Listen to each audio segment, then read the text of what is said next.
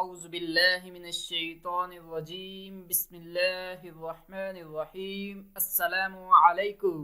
خواجہ حسن بصری رحمہ اللہ فرماتے ہیں کہ کتے میں 10 ایسی خصلتیں ہیں کہ وہ ہر مومن کو اختیار کرنی چاہیے۔ وہ بھوکا رہتا ہے، یہ آداب صالحین سے ہے۔ تھوڑی چیز پر قناعت کرتا ہے، یہ علامت صابرین کی ہے۔ اس کا کوئی مکان نہیں ہوتا، یہ علامت متوکلین کی ہے۔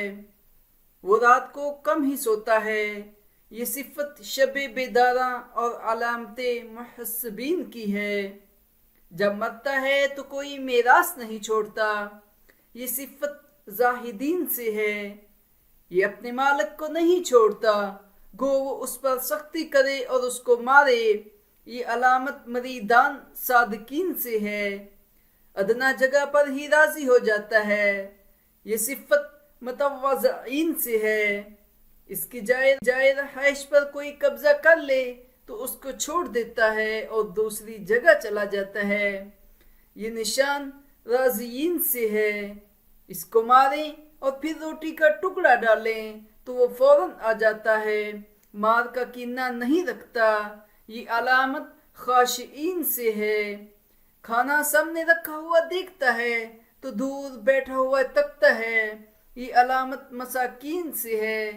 کسی مکان سے کوچ کر جاتا ہے تو پھر اس کی التفات نہیں کرتا، یہ علامت مقرونین سے ہے۔ قناعت کا سبق کتے سے حاصل کر۔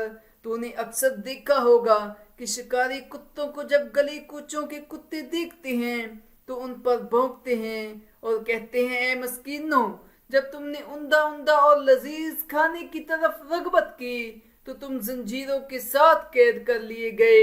اگر تم بھی گری پڑی اور سوکی چیزوں پر قناعت کر لیتے تو ہماری طرح کھلی اور آزاد زندگی بسر کرتے۔